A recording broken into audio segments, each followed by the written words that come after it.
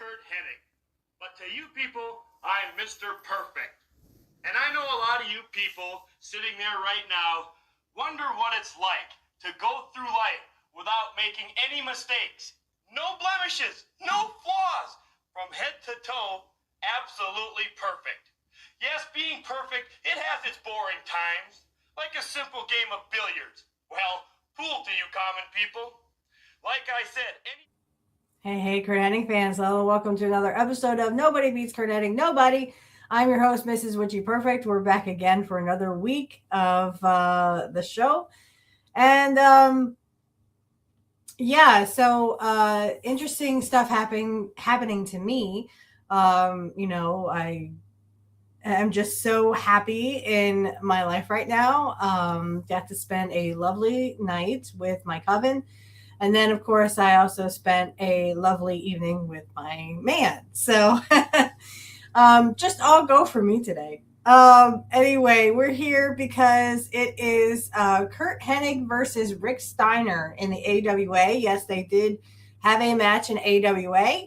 I think he was known as Robert Ron Steiner, Rex Steiner, something like that. But I'm so glad he changed it to Rick Steiner. Now, I just will say briefly that I was not a fan of Rick Steiner, not at all. Didn't like Scott Steiner. Just couldn't get into the whole Steiner thing. Even when Scott went to the NWO and bleached his hair blonde and stuff, almost whitish blonde, even though he did all that, sorry, I couldn't get into Big Papa Pump. If you guys can hear a lawnmower in the background, I'm sorry. My my neighbors have decided to mow their lawn right now. I always try to do this on a Saturday, so I guess everyone thinks, "Hey, it's not raining, so let's go ahead and mow our lawns." So anyway, yes, like I said, I wasn't much for Rick or Scott Steiner, even when Scott went to the NWO and was trying to be, a star in the NWO. But I'm really, really into Braun Breaker, who is Rick's son, Bronson Steiner or Braun Steiner. He is, I mean, he just has it all. I mean, more than his uncle, more than his dad. He has that thing, I think it happens with every second generation. Curt had that thing. They had that thing, right? And Curt was second generation. So, Braun Breaker, second generation, Curt, second generation. The second generation guys just seem to have that something, right? They always just seem to have, Cody has it. Cody has that, it's like that something, that oof, um, and the Macho Man had it. Randy had it, and he was second generation. Lanny really didn't have it. I tried to get into Lanny Poffo by the genius, but only when he was with Curt did I seem to actually get into Lanny. And I saw something the other day was AI, but I think it's how Bobby would, he would say about Curt. I don't think that Curt. It's not that I don't think Curt wanted or didn't want Lanny. I think him and Lanny were. When Vince says, "Okay, you're going to work with Lanny, and he's going to be your manager," it's kind of like you don't say no to that, right? And I think Curt would agree with me that you just don't say no to that. Okay. And there's very few things that Curt ever said no to. As we found out later that he would go through with that whole Horseman thing, and it didn't make any sense. To me, it didn't make any sense. You join them 2 weeks and then you turn on them. That didn't make sense to me, y'all. But Curt was, he would go along with it. Anything to further storyline. And then, of course, he would turn on them at Fall Brawl. So, again, you join them 2 weeks before Fall Brawl just to turn on them, right? I thought it should be, well, you should join them when you first get there, and then, we trust them, we trust them, we trust them, we trust them, and then he turns on them. Oh, that heel, he turned his back on Ric Flair in the and the Four Horsemen. So, yeah, and what's funny is the Four Horsemen were literally bad guys. They were heels in the day. So I don't. Maybe the fans turned him babyface, I guess, but I tend to like when Curt turned on him. So, but anyway, we're talking about Braun Breaker. That is our main event. It is Rick Steiner versus Curt Hennig, and it's only 5 minutes long. So I'm probably going to have to either keep this as short and sweet, or try to elongate this as best I can. But I want to start with everyone knows about Ric Flair's comments by now. If you don't, please go back into the archives. I know I spoke about this last week. I had a big rant about what Ric Flair said about Curt, how Curt is not here to defend himself. Okay. And how unfair that is. That, I mean, not only did Scott Hall do it, but also now Ric Flair is doing it as well. And everyone knows, because I'm sure you've seen last week's. If you haven't, please go back to last week's, where I eloquently state how I feel about the whole Ric Flair talking about Curt Hennig roofing him and committing SA against a flight attendant. So I don't think I need to rehash any feelings I have about that.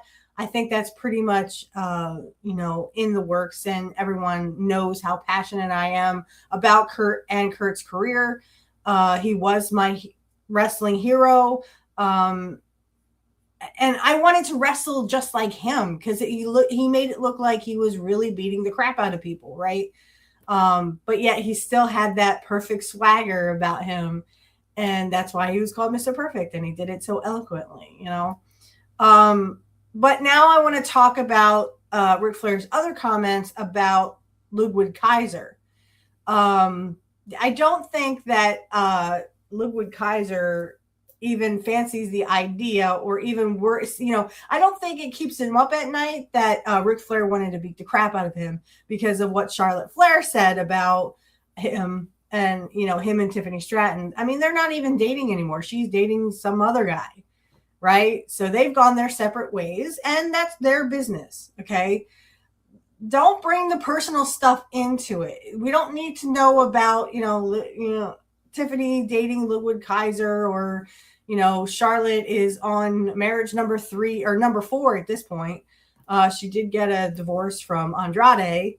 So we don't need to hear about that stuff. We really don't. I think it was forced.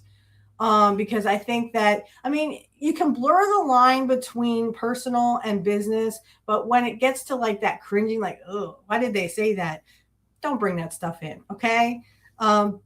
It was kind of cringeworthy when they were talking about each other. Oh, well, you got a third divorce, and now you're on your 4th marriage, or if you are dating. I don't even know if Charlotte's dating anyone, and really it's none of my business.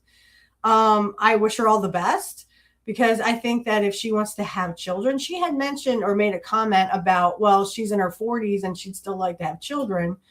Very doable, especially in your 40s. But I think that you need to work on getting that significant other. See, I have a significant other, so to speak. We just haven't walked down the aisle yet, but we are getting the funds for that. And my man and I have been together for 8 years, and we're still crazy about each other. 8 years, and we're still so crazy in love. That's where, and we're just leaving it up to the goddess. If she blesses us with more children, blessed be. I'm going to leave it up to her. She knows what's best for both my man and I. And, I can't thank her enough for bringing him into my life. And he, like I said, I'm crazy about this man. And like I said, when you're poor, kind of hard to have the wedding of your dreams when you don't have any money to support that. Right. Anyway, enough about my personal problems, right? My personal stuff. But that's something to aspire to. I think if, Charlotte can not be her father. Again, I don't know why her on Andrade. I can't talk. I couldn't talk to yesterday at work either. So just like, oh, you know what I meant, right? But anyway, I don't know what happened between her and Andrade, and really it's none of my business. But if she aspires to be a mom someday, which I think she has every right to do, especially in her 40s, because I found out Charlotte Flair is actually 15 days older than I am, and I just turned 40 in April. Hers is April 5th and mine's April 20th, so we're 15 days apart. But no, I think that's something to aspire to. I can tell Charlotte Flair that having a child is wonderful. I love my son to death. Him and I were spending some quality time. We always do. I try to always have that mom and son time, especially with Mother's Day coming up. The thing is, I don't need Mother's Day to prove that I'm a good mother, right? I'm a mother 365, 366, 24/7. So when it comes down to it, I am a mother through and through, and my son is my life. He is my world. Him and my man are my world, and I really don't know what I would do without him. He is the light of my life. He's terrific. He does have his moments. All children do, but I wouldn't give my son up for anybody. And when it comes down to my son, if I had to pick between my son and someone else, I would choose my son's life every time. Sorry, but that's just the kind of a mother I am. I was reading a story where this guy was, apologizing because he chose his son's life over a kingdom or something like that. I read these romance stories every once in a while, and I thought, I kind of had to sit back for a minute, and I was like, well, you know what? I would do that too. My son's life is more important than an entire kingdom, though there are other children that were hurt. I wouldn't want that, but when it comes down to it, my son's life means the world to me, and I would do anything for my son.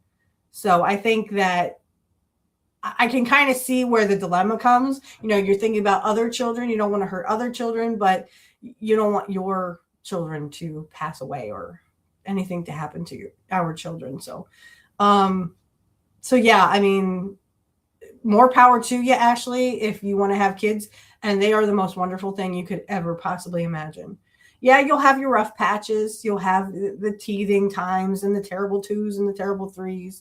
But, you got a great head on your shoulders, and I think you're going to make a great mom someday. Just work on getting the love of your life.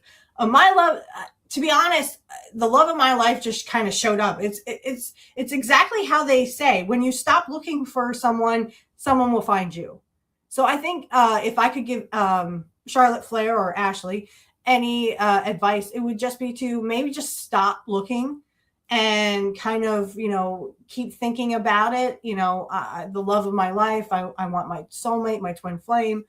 Because I have my twin flame, and he is amazing. And we've been together for 8 years, and we're still so much in love. We're still crazy about each other. And I don't know how else to express that to people. If you are looking for the love of your life, please don't give up. It will happen. I am a witch, so manifestation works for me. That's how he came into be. I sort of had this idea of who I wanted, and this person showed up, and now we've been together for 8 years, and we're just so incredibly in love with each other. So I would start there. But anyway, getting back to Ric Flair's comments about Ludwig Kaiser, it was, he was going to beat the crap out of him because of him and Tiffany, or Charlotte and Tiffany, and what they said to each other before. This was like a year ago, for heaven's sake. Before a pay-per-view when they were supposed to face each other. So I think that, well, now he's going to apologize for it. So we're going to listen to Jim Cornette's channel. He does have a YouTube channel. It is called the Jim Cornette YouTube channel. So please check that out. I think it's, where am I at here? Official Jim Cornette. That is the name of his YouTube. I listen to him on Spotify. So however you want to listen to him is fine. If you listen to him on Spotify, he has the Jim Cornette Experience and the Jim Cornette Drive-Thru. You can listen to both. I listen to both constantly. In fact, I just caught up. I was so far behind that I only get to see, I don't have a very far drive to work anymore. So I really don't get time to listen to his drive-through and his experience. But if you can, please do so. If you do have that long drive, I used to listen to him all the time, and I'd be caught up and stuff. But I got a little bit behind, and then I got a little bit behind her. So sometimes I can listen to that at work, where I can listen to his podcast. And anyway, so let's get to Ric Flair's apology to Ludwig Kaiser, I guess, for threatening to beat him up. To be honest, Ric Flair was saying, I deserve a red carpet. They should roll out the red carpet for me. Look, Flair, for what you were in the wrestling business was literally, I agree with Ole Anderson. And this is just me. If you like Ric Flair, you can obviously skip this part. But I mean, I just don't think that Ric Flair meant as much to wrestling. Well, especially not to the WWF. He didn't mean as much to the WWF as he did to the WCW. Okay. He may have changed WCW or NWA or whatever. He may have brought significance to the NWA or the WCW, however you want to see them. He may have brought significance to them at the time, but very little impact in the WWF. And it's only because Vince McMahon was a mark for you that you even became the WWE champion or WWF champion. Twice, I might add. Twice. I mean, even the stars, I wouldn't say better than him, but I would say better than him. But even Hulk Hogan had the belt more than you. So, and he always brags about, I'm the 14-time champion or whatever, 17 champion or whatever. I don't know where else he got those belts. Unless he's talking about WCW, and if he's combining them, I guess.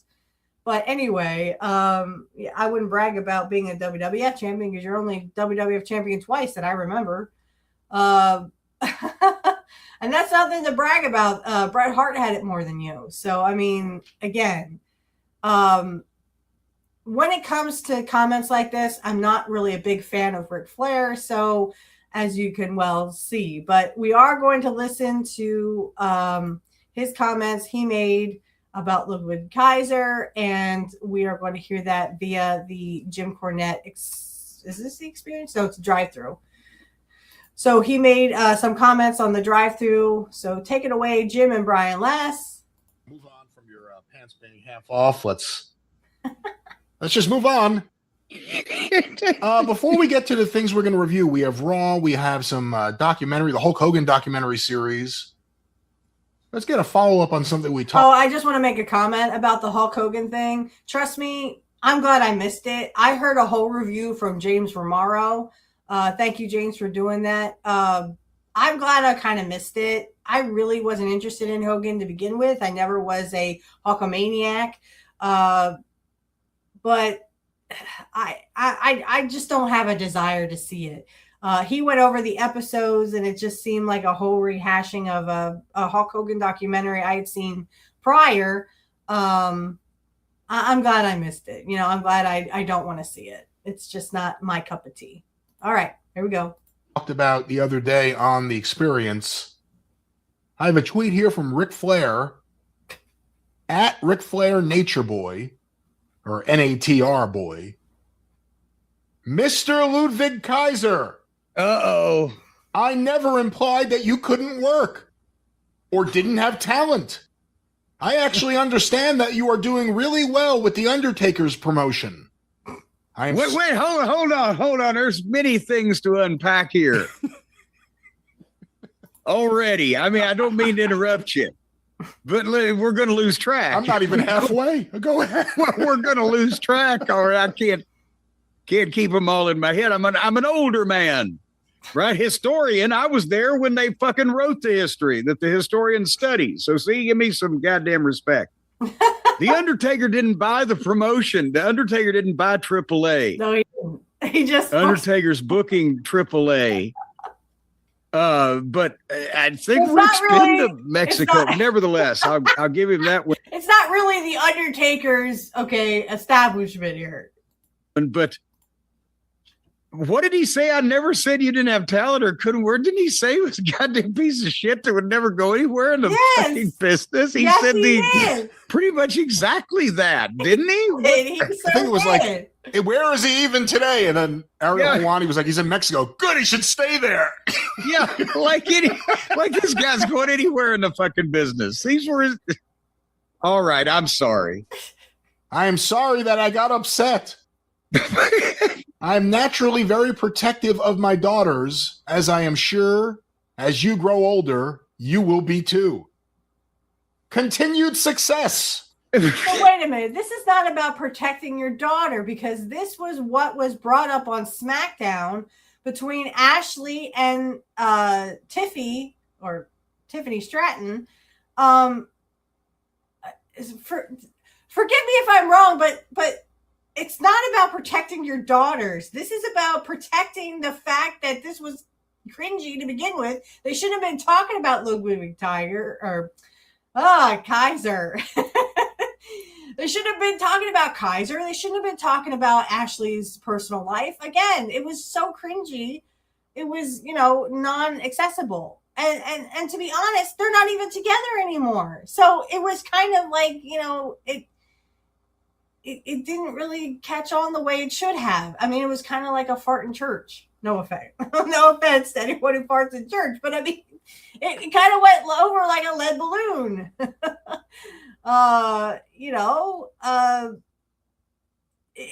It didn't make any sense. And to do it now, when that was said so long ago, like over a year ago, I think it was said, on a SmackDown, and it was cringeworthy. So I don't really understand where Ric Flair is going with this, but there is more. So here we go. I apologize for anything I said about you personally. It was not about your professional skill, which I have heard is very good. Such a weird. It's a weird apology, yes. Again, never seen you, you fucking invisible man. But I've heard you're okay. See, that's the thing. I think Rick has always been an emotional person. Okay. And I think that Rick, something gets under his skin and he stews on it.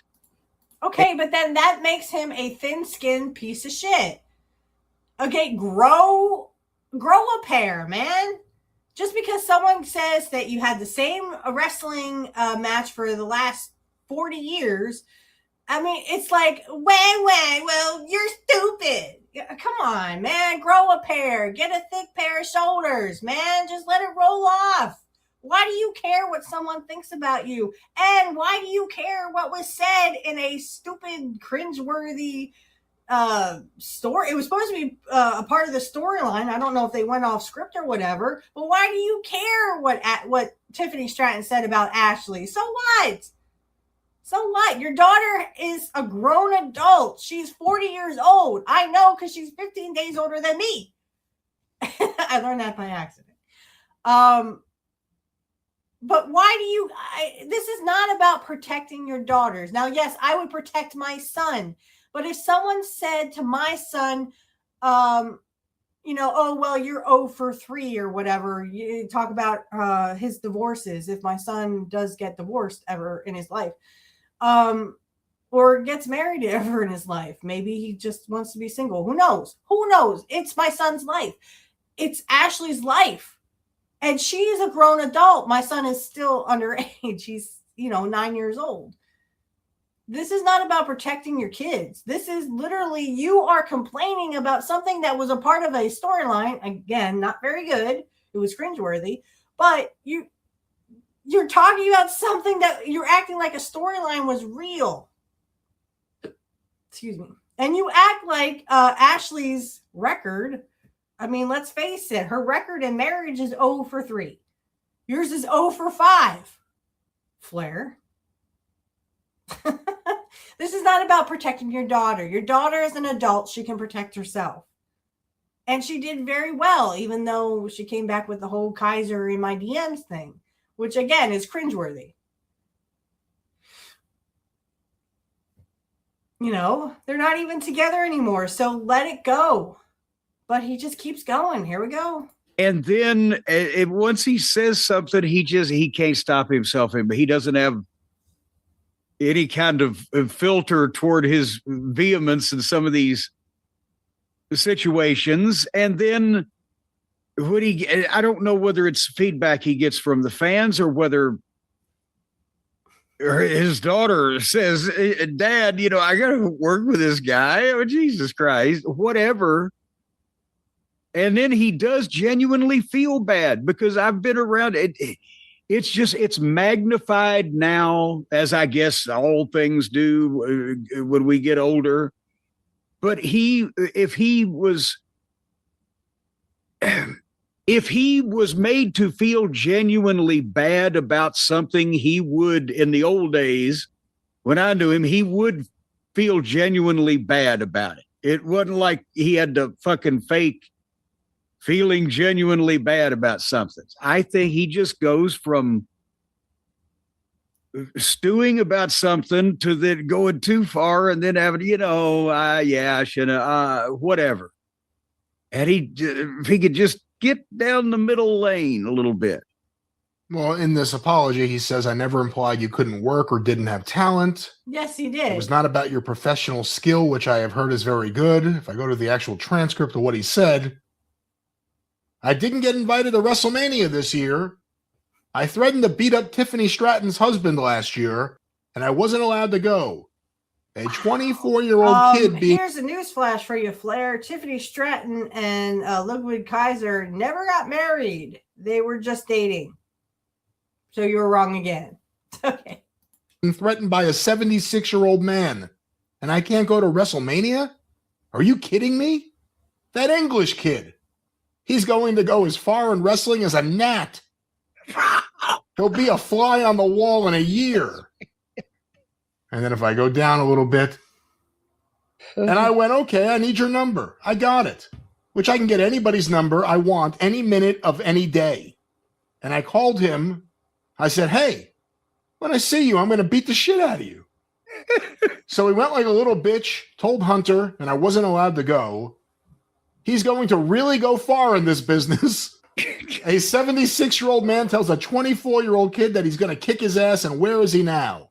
Is he even... Well, and second of all, Ludwig Kaiser is not English. He is German, actually. Just for the historians out there. On the roster? Little punk. But he never disparaged his ability, which he's heard is quite good. Yeah, that's a weird thing. Like the apology, all of a sudden, it's all about the work. It's all about. Yeah, you said also, yeah, you're still a fucking punk and a prick.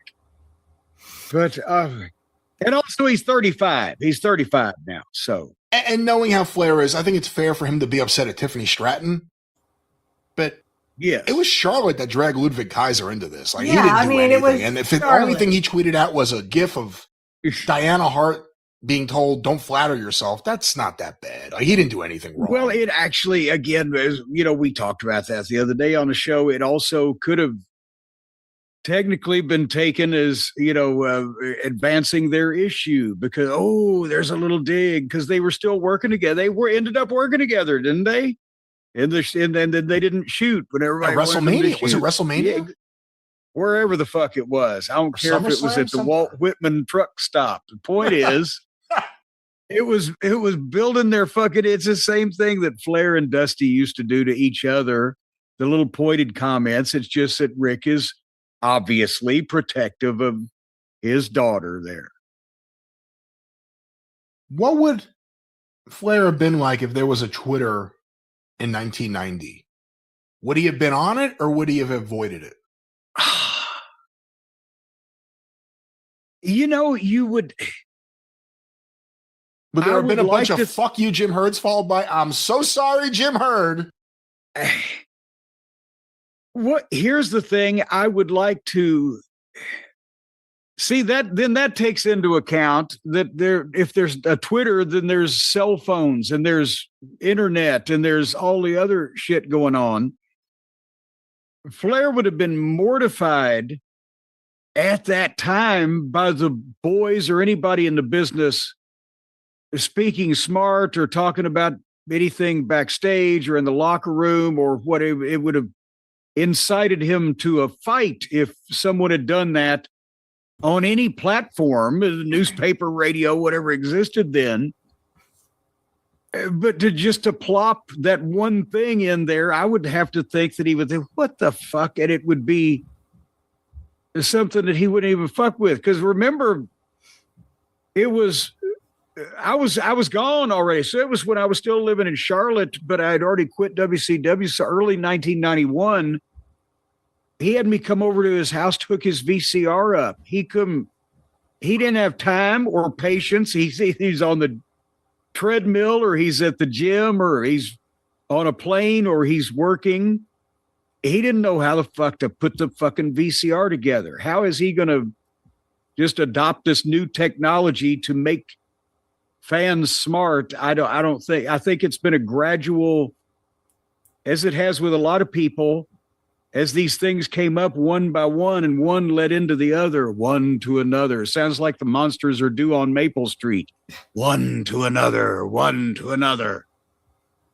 And then everybody's just lost track of what they would have thought was the stupidest fucking way in the world to waste your time on 30 years ago, whatever. Well, Jim, that's the update on Ric Flair and Kaiser. We will stay on top of this story and see if Ric Flair continues to blame the 24-year-old English kid for not going to WrestleMania, or perhaps just blames his AEW contract. Hey, but yeah, well, good luck with that. Okay, we're gonna stop sharing there. Yeah, I know. It just for some reason it is what it is, but let's leave it that way. I don't really know what to think about all that other than what I've already told you. So, all right, we're going to take a 5-minute break. We're going to come back and talk about the Hart family controversy. Apparently, Diana Hart said something. So I will catch you in 5. All right, fans, and we're back. Okay, so here we go. We're going to hear about Diana Hart and the Hart family accusations. Here we go. Hello, everybody. James here. I wanted to do a quick video on some social media comments that Diana Hart made in regards to Bret Hart. So there has been some Hart family drama regarding comments Bret made back in like 2007, 2008, whenever his biography came out, over a match all the way back in 1992. Why it's all springing up now, I have absolutely no idea. It doesn't really seem that pressing at this point, but for some reason, Bret's sister Diana has started making social media posts trying to discredit Bret's statements he made 20 years ago almost regarding his brother-in-law and Diana's ex-husband, British Bulldog Davey Boy Smith. I'm going to read them out to you now. And there is more to follow up with this. Bret does not present his statements as opinions. He states them as facts. And in fact, you know what I'm going to do? Actually, before we go through the rest of this, why don't we find out what the statements were? Okay, so this is Hitman, the biography. I'm sorry, the words are very small. I actually don't know how I can enlarge them for you. But anyway, I'm going to just quote for you. As the summer slipped away, I spent my time training and working on another big cartoon drawing. Anyway, I was constantly phoning Davey down in Florida, but all Diana could tell me was that he was out with Jim somewhere. Now, this is all regarding the build-up to SummerSlam 92, and Davey wasn't on the house shows, I don't think, in the build-up. I finally tracked Jim Neidhart down just hours before I was leaving for England and was shocked when he told me that he'd just taken Davey and Diana to the airport. Davey was as high as a kite when he caught his flight, Jim said, because he'd been up all night smoking crack with him. Jim told me that Davey had a gorilla on his back and he was worried about him. I wish Jim would take a good look at himself. I couldn't have been more disappointed in Davey and feared he would end up making us both look bad. I remember Vince asking me back in Binghamton if I was sure I could go on last in the main event. I can promise you, etc. When I arrived in London, and let's just highlight the next smoking crack bit. When I arrived in London, hundreds of fans poured out of the hotel lobby to chant my name in the streets. I set out to find Davey, but he was off somewhere with Diana and his family. I didn't see him until the required entrance rehearsal at Wembley Stadium the night before the show. When I asked him why he hadn't returned my calls all summer, he wasn't able to look me in the eye. He fessed up that he'd been smoking crack with Jim for weeks and was now terrified. He'd gone back to being the same helpless kid I'd rescued from dynamite 10 years earlier. Trust me, Davey, I'll do all I can do to get you through tomorrow. So, Brett talks further on in the book how, don't worry about it, Davey, I'll get us through this. I've put together a match and you just have to be there for everything. That's pretty much the accusations, I guess you would want to call them, from Brett in his book. So anyway, let's go back to Diana's post. Brett does not present his statements as opinions. He states them as facts. That distinction matters because of many of his claims, specifically about Davey's physical or mental state at SummerSlam 1992, are simply not true. It is my opinion that Brett's current misrepresentation of events at SummerSlam 92 may be influenced by the stroke he suffered in the summer of 2002. I'm quite sure that doesn't affect his memory. Anyway. What cannot be ignored is the timing, that Davey died prior to that on May 2002. There was a full... Right, okay, so she's saying whatever Brett said wasn't true, and that because he had a stroke shortly after Davey died, that he'd misremembered him smoking crack. There was a full decade, 92 to 2002, when Brett could have raised his claims directly with Davey. I think in the book he does, if they were legitimate. He never did, not once. The absurd and hurtful accusations began after Davey was no longer alive to respond. Instead, Brett now frames over and over, despite my appeals to him with facts, proof, records, and critical reasoning, to please refrain and restrain his slander, but he refuses. Brett now cites this incredible match as great solely because of his own alleged brilliance, assigning himself all credit while diminishing Davey's invaluable role. Okay, here's what Brett said, and in subsequent interviews. Is that, in fact, there's one from Inside the Ropes I can't go through now, but I'll just surmise it for you, is that Brett said, yeah, I put the match together. Yes, Davey was not on his best. I could have absolutely not done it without Davey being there for everything because Davey was also a great pro wrestler. That is pretty much condensed what Brett said. Yes, he's patting himself on the back, but he's not taking sole credit. Davey was there for everything. And also in the book and elsewhere, the quote that I won't give you the quote because I'm trying not to swear today for whatever reason, but Davey says, oh, actually, no, I've got to say some other stuff. So I'm fucked, Brett, after like 2 minutes of wrestling. So Brett kind of, in his opinion, had to kind of get him through it all because Davey was not in condition to wrestle, according to Brett in his book and subsequent interviews. Let's go back to it. Brett's narrative, we're here.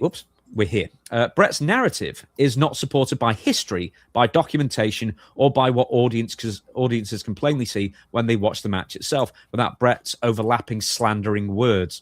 Davey's performance shows no evidence of impairment. On the contrary, hang on, right. At no point did Brett say that Davey was impaired during the match. He said he got tired, blown up, etc. On the contrary, it reflects Davey's professionalism, strength, and focus, despite the fact that he was recovering from necrotizing fasciitis, a serious and life-threatening flesh-eating infection. We have proof. Davey did not complain, seek sympathy, or disclose. Right, okay, we need to think about the proof thing in a minute. Davey did not complain, seek sympathy, or disclose his condition to the public. He simply did the work. It is difficult to reconcile these facts with Brett's retroactive claims, except to note a long-standing pattern of self-aggrandizement. In my opinion, and I'm very clear that this is opinion, Brett's tendency toward ego, bullying and exaggeration predates both his stroke and the match in question. I base that on my lived experiences growing up with him as my older brother and on decades of observed behavior towards family members and colleagues. What I will not accept is history being rewritten after the fact, especially when the person Davey being totally discredited is no longer alive to defend himself. Davey was so good and loyal to Brett. Now, honestly, going through that diatribe there, I'm not quite sure what Diana is actually trying to accuse Brett of saying. Was she saying that Davey wasn't smoking crack? Was she saying that he didn't have a drug issue? Because I think he was fired. He was fired later that year for accepting human growth hormone, and also, I believe, earlier. Yes, that is true. Yes, in this is why Curt turned babyface before SummerSlam 1992. Or excuse me, Survivor Series 1992, is because Davey had just been fired along with the Ultimate Warrior for taking human growth hormone. That is correct. That is fact. Okay, that is fact. That is why Curt turned babyface right before Survivor Series, and he ended up being tag team partners with the Macho Man, Randy Savage. That is correct. That is fact.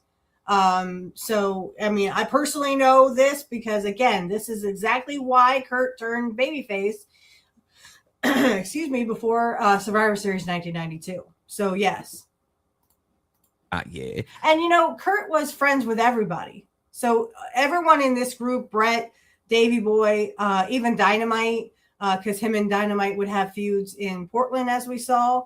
But he would hang out with everybody. So, Brett, Rick Rude, when he was still there, of course, he would be with Davey Boy and Jim Neidhart. They were all friends. They all hung out and they all went to, you know, to the bar together. So, I mean, and they all blew ribs on each other. I know that for a fact. So I'm saying that, you know, I don't think Brett is wrong in this aspect. I don't know Diana. I've only seen, you know, Brett and you know, the great matches that he had with Curt Hennig. But I personally don't know Diana. I personally don't know Brett, but I know that Brett has told the truth lots of the times, and things are provable in his book that he has said. So yeah, okay, more of this. He was like suspended briefly or something like that for another drug violation as well. So I don't know if that's the point she's trying to make, or if Davey wasn't tired during the match and it was a 50-50 effort. I don't know what the issue is here either. But anyway, Diana then posts this on social media. This is a it's to do with billing, but it's Mercy Hospital, Portland, Maine, Emergency Department, David Smith. The date is July 21st, 1992.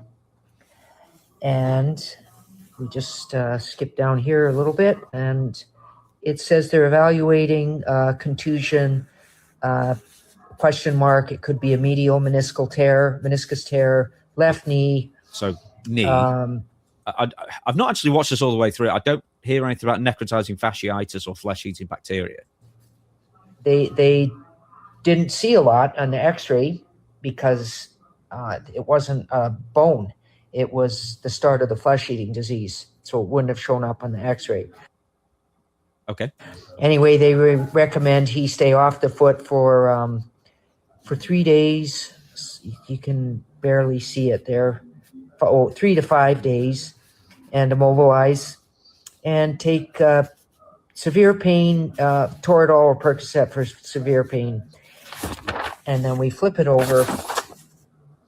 And this is Casco Bay Emergency Physicians, David Smith, July 21st, 1992. Okay, so we've got dates there, but I don't quite know what Diana's getting there at there either, because all she's saying there is there's like, yeah, he definitely had flesh-eating bacteria in his knee, which I'm not saying he did or didn't, but I'm kind of saying that's like rather immaterial to the point she's trying to make.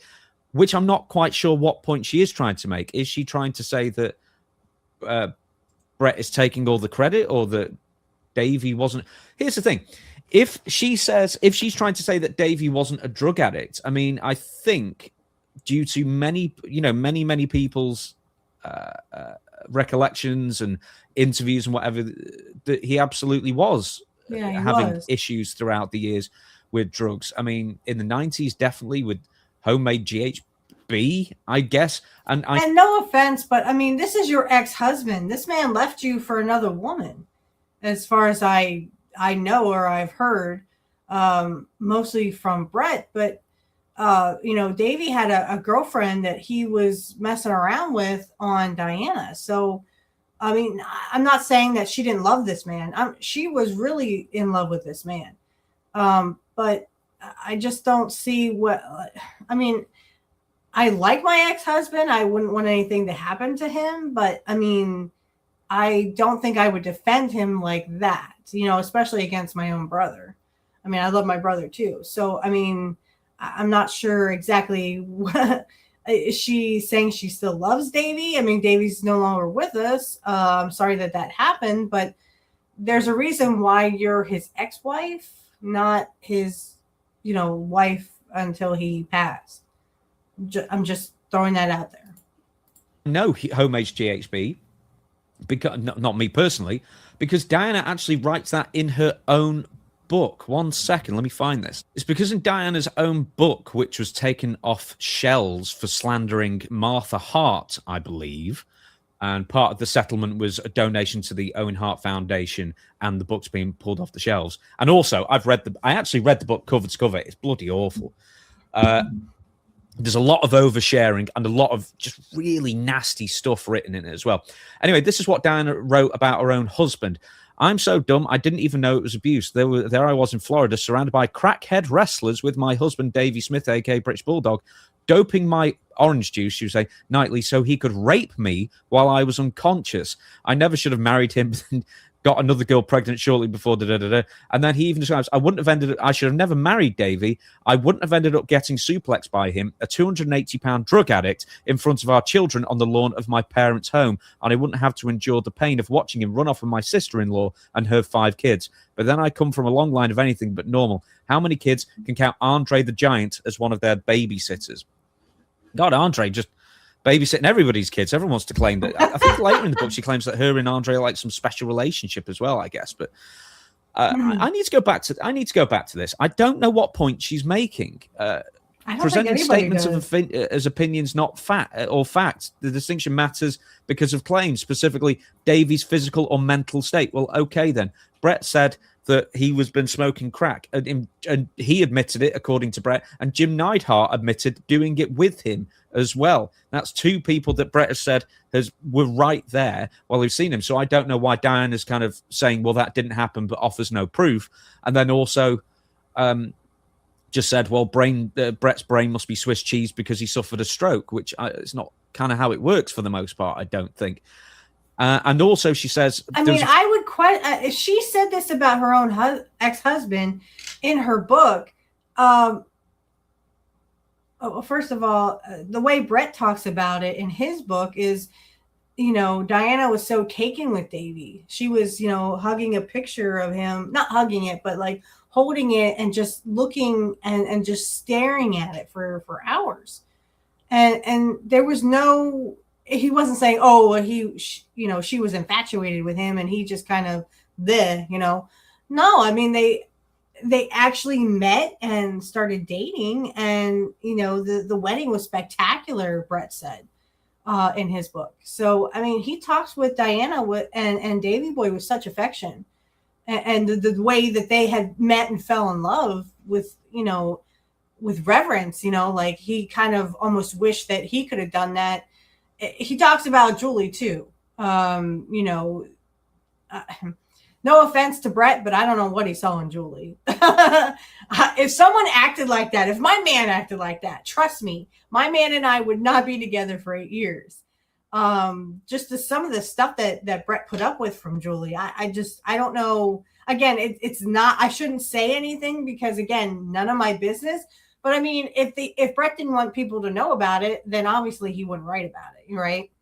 But I mean, Brett, you have some strong cojones there to put up with that kind of stuff, because I wouldn't. I would have told her to kick the sticks, girlfriend. Because guess what? I ain't putting up with your shit. All right. So I just think that I'd like to. She wrote about this in her own book about her own ex-husband. I mean, does anyone know if maybe she has dementia or Alzheimer's, or I'm asking for a friend.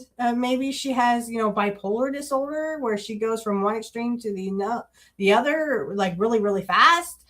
Again, I'm just asking because, I mean, this doesn't make any sense. Like, she's blaming her brother and talking affectionately about her ex-husband, when in her own book, she talked about her ex-husband like, oh my gosh, why did I even marry him? Well, because you loved him, I'm guessing. From the way Brett talked about it, full decade where Brett could have raised the claims directly with Davey. I'm quite sure in the book Brett describes that he raised the issues with Davey immediately. Mm-hmm. Maybe he didn't give public interviews prior to 2002 saying that Davey, was not in the best frame of mind, because kind of wrestlers didn't really do that much back then. And it's just absurd and hurtful accusations began after Davey is no longer alive to respond. If it's about the drugs, then in Diana's own book, she talks about the drugs. Well, Davey's still alive, by the way, in 2001. Yeah. I think that was released. And Davey died in 2002. And also in Brett's book, in other times, and other people have said the same thing, Davey was really struggling with drugs. Apparently, he got hooked on liquid morphine after his back got severely injured with that trapdoor issue, I think 4 Brawl 98 in WCW, where they had the Ultimate Warrior's trapdoor built into the ring, and he didn't know, and he ended up crunching his back on top of it. And then there are loads of other examples of it as well, quite frankly, in other people's books. I can't pull them up now and just search through every single book, but probably everyone from like Sonny's book on down mentioned, Davey struggling with substance abuse. So really, I don't know if Diana's actual problem here is Brett claiming more than 50% of the putting together of the match. Well, all we have, that is true, all we have is Brett's word on it. Yeah, I mean, Davey saying that he put together the match and he kind of led Davey Boy through it because he wasn't in the best shape. Well, according to Diana, Davey wasn't in the best shape because his knee was dove. Although she tries to add that I've got proof that there's, flesh-eating bacteria, and then she provides no proof for it. It's all very, very weird, and I don't know where all this is coming from anyway. I'm not trying to similarly discredit Diana either, because... Well, and the thing is, if this was right before SummerSlam, SummerSlam would have been late August, I'm thinking. I don't know. I didn't watch SummerSlam 1992. I only watched the Macho Man and Warrior segment, and that's because Curt was there. But I don't remember SummerSlam 1992. I think we had pretty much stopped watching it at that point. My family and I had stopped watching it and stopped recording it. So yeah, I'm not sure. All I know is that, I mean, if he had a knee injury, I mean, that would make it questionable for, if he could go to SummerSlam and do SummerSlam. Now, I know it's probably like, oh, well, he was in the emergency room on, July 21st or what. And, SummerSlam was until August something or other, 20 something. But I mean, that's almost a month. But still, I mean, if he wasn't supposed to be on this foot or whatever, or his knee or whatever, he wasn't supposed to be walking around on his knee, then, I mean, they should have taken precaution. And maybe SummerSlam was in the question. I don't know. All right. So we are going to stop sharing there. That goes on for another 4 minutes or whatever, but we have to get to our main event. So I will take a 5-minute break and be right back with you. All right. And we're back, fans. All right. So let's start our main event. It is Rick Steiner versus Curt Hennig. This is AWA, and I'm going to put that up as far as I can. Again, this is 80s, so I will try to be as quiet as I can so you guys can hear it. From Ann Arbor, Michigan, weighing 265 pounds, Rick Steiner. Rick Steiner. And in the corner to my left, weighing 235 pounds, here he is from Robbinsdale, Minnesota, part of the Axe Attack, Curt Hennig. Hennig. Your referee is Chris Pepper, and now down to Jack Lanza. Come on, Curt. Thank you, Doug. This is going to be a very interesting match. I think Curt Hennig, one of the bright young stars in professional wrestling today, Pro Wrestling USA Network, one of the largest wrestling networks in the entire country. And what tremendous action, what a tremendous variety of action we're able to present, too. I think that's as much the exciting part of it as any, Jack Lanza. Well, it's all going to come to a head on the 24th of February in the Meadowlands. Oh, I'll tell you, if you haven't made plans for that one, by all means, not to be missed. One of the top cards anywhere in the country. Now Curt Hennig and Rick Steiner. Rick Steiner gets Hennig down early. Stands up and points to him and says, there, how do you like that? An excellent wrestling move. An excellent. Here's another great physique. Look at Rob Ricksteiner on the screen to your right. Wearing blue trunks if you have color. Sure, he's done a lot of weight training, which is good. Just putting them. Dog-faced gremlin. He wouldn't be called that yet. Moves, the fireman's carry and also the hip toss. And he knows his way around the ring. You can tell that. Now Hennig. They lock out down. He goes again. You don't see too many people that at the. Come on, Curt. Hennig. Well, Hennig, one thing about him, here's a man who detests defeat. Every time he gets up, he looks thoroughly annoyed. He looks angry. One thing interesting about Curt Hennig, his father was a great wrestler. You bet. Larry the Axe Hennig. Together Together they still form the double axe attack. They sure do. Interesting tag team that has turned out to be, and a dandy one too. Now Hennig gets out of that, off the ropes, but that big, powerful upper body of Rick Steiner, but Hennig tosses him in the center of the ring. Now Hennig is ready. He's starting his move. Good quick exchanges of wrestling moves in the center of the ring. He set him up beautifully for that. Steiner wasn't expecting. He thought he was going to come with another tackle, and Curt Hennig hip locked him right down, went right to the arm drag. Got a hammer lock on him right now. Rob Ricksteiner now on the receiving end of the wrestling prowess of Curt Hennig.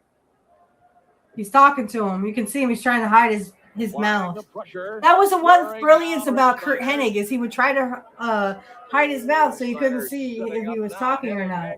As you guys can see me on Rumble, can you tell that my mouth is moving? No, because I have my microphone in front of it, right? The brilliance of Curt Hennig.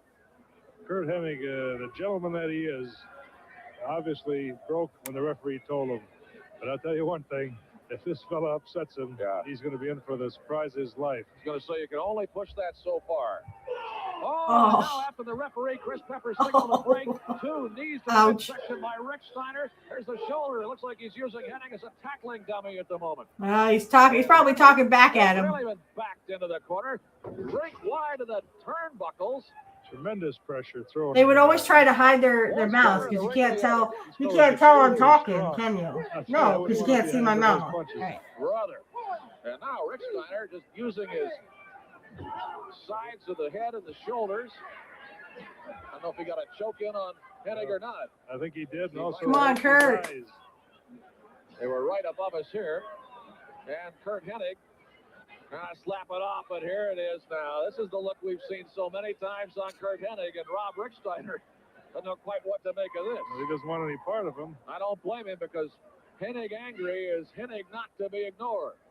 Trying to pull Curt out of the corner with that arm. Oh, ouch. So Ricksteiner throws the punch, but Hennig turns it around, and Ricksteiner slammed to the turnbuckles, up and over, and down goes Rob Ricksteiner. Here's Curt Hennig. Up with the hair. He's hot now. He really is. Holding on to the head with one hand, slamming with the other. Is he going to do it? Here it comes. Boom. And now, Rick Steiner, you think that doesn't just decimate the side of your head, your neck? Yeah. Backbreaker. That's a job just getting him up. That's right. Rick Steiner, you can't get him up too hard, but you can slam. Oh, the flying kick off the ropes. Over for the cover is Hennig. 2, 3. Curt wins. Curt wins. Winner for Curt Hennig. What a fine performance, I think, by Rob Ricksteiner in one of his key early matches there. He's one of the few people in professional wrestling that can. All right. Yeah, so we're going to stop sharing there. Again, we've come to the end of another episode, guys. Thank you so much for being with me. A lot of interesting topics this week. I'd like to plug a few things, and I'll probably plug it again in my shameless plugs. But please tune in to us every 8 p.m. Eastern Standard Time. That is scheduled to change, but we do have pro wrestling talk, every 8 p.m. Saturdays, 8 p.m. Eastern Standard Time. Again, that is scheduled to change, but I hope we'll see you there. We do talk about modern wrestling, old wrestling, and every other wrestling in between. So please join us there. Now everyone will get shameless plugs. I hope you have a wonderful week. I'll see you back here next week for another episode of Nobody Beats Curt Hennig. Nobody. And remember, everyone, nobody beats Mr. Perfect. Nobody. Bye, guys. Hey, Curt Hennig fans. Hello, and welcome to the Shameless Plugs. I wanted to do an updated version because I no longer have Patreon. I don't know if anyone has seen and down in the description field. The first shameless plug I would like to do is for my Cash App and my PayPal account. If you can donate, please, please, please donate today. I actually had one donation, but that was more for my birthday. So anyway, if you can donate, please see the links in the description field for my PayPal and my Cash App. I'd like to start off by saying also, and I will say this at the end, I have an AI outro that is AI generated. I actually made a country song dedicated to Curt. I made several. Just in case there also maybe in the future or right now is going to be an AI intro. So I just want to let you know that the intro also could be AI, and this is for Amazon. Excuse me. This is for YouTube only. YouTube only. So the first shameless plug I would like to do is Kit Cabello. He is one of my great, great friends. Excuse me. I love him to death. And what a great man, great guy, all around great friend as well. You can catch him on Heartlands Media. That's 9 a.m. Central, Monday through Friday. And he will tell it like it is. Trust me, he will tell it like it is. Can't say enough great things about Kit Cabello. Also, check out Angel Riviera. He is in Angel in the Afternoon. And of course, he is my host for Pro Wrestling Talk. Pro Wrestling Talk is every Saturday night at 8 p.m. Eastern Standard Time, though those are scheduled to change due to family issues or WrestleMania or a pay-per-view. Also, I would like you to, but definitely check out Angel in the Afternoon. It is 7 p.m. Eastern Standard Time. And he also tells it like it is. Way to go, Angel. Okay, on to deconstructing topics. My big brother, Dave. I can't say enough great things about Dave. He is a big supporter of mine, and I'm a big supporter of him. If you check out Deconstructing Topics, he has his own show. I'm not sure what episode he's on right now, but he has a great podcast. Please, please, please listen to it. You can check it out on YouTube. I don't know if he's on Rumble, but I'll see if I can get a Rumble link. All these links are in the description field if you want to check these people out. Also, I'd like to mention my little kid brother, Alex Knight. We are actually not really related, but I see him like a little brother. So anyway, Alex Knight, you can find him on Angel in the Afternoon. You can also catch him on Pro Wrestling Talk. And I think he's going to do a baseball podcast with Angel as well. So check that out. That'll be on Sundays. I'm not sure the time. I'll have to get that from Angel later. But I just want to make sure that you check him out because he is a great person and someone I can call friend and little brother. The next shameless plug I'd like to do really fast is Black Magic Talk is my other show, guys. If you would like to check that out, all you have to do is click the link in the description field, and blessed be to you if you are also a witch, wizard, or warlock, or whatever you call yourself. You can check that out in the description field. We have a lot of fun over there. I love to have on special guests, especially Sonia Smith. She's a very dear friend of mine. I hope you will subscribe to all these people on YouTube or on Rumble. We are also on Rumble. The Rumble description field, the link is in the description field. Sorry. If you would like to check that out, this will be going on YouTube, of course, because I don't need this for Rumble. I could put it on Rumble. I think I might. So if you are on Rumble watching this and you would like to see the YouTube version of this, it's mostly audio that you will see, except for this part, right? Just check us out on YouTube. The link is in the description field. And again, if you want to check out Black Magic Talk, you can check that out too, where we talk everything pagan and Wiccan. There is no evil or black magic, of course. It's all great fun, and we have a good time. If you like a personal tarot reading from me, click the link in the description field below. I can get you my, my pricing and stuff. If you would like to be a guest on the Black Magic Talk, or if you'd like to be on Pro Wrestling Talk, you can DM me on X. My X is in the description field for both Black Magic Talk and for Curt Hennig podcast. Go ahead and hit those in the description field. and DM me, and feel free to ask if you'd like to be a guest. If there's anything else, concerns, or if you would like to just give feedback, you can always DM us on X and so on.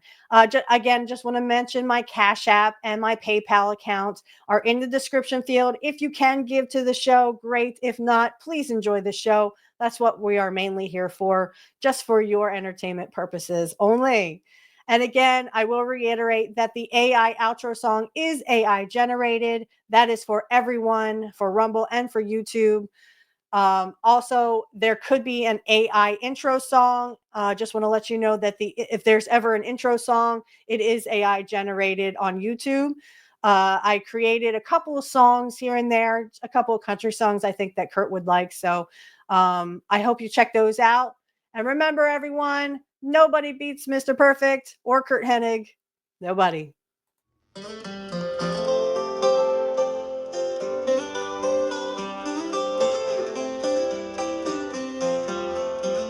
I remember those nights in the TV glow, watching you a hero in the ring. With every match, you'd steal the show, making us believe in impossible things. Golden locks and a confident stride, wrestling through battles both big and small. With a perfect plex, you turned the tide. Mr. Perfect, you had it all. Oh, Mr. Perfect, where'd you go? In our hearts, you still steal the show.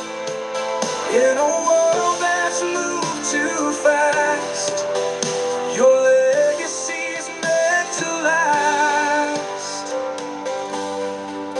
Behind the glitz and all the fame was a man with strength and grace. Though we never knew your name, you left a mark time can't erase.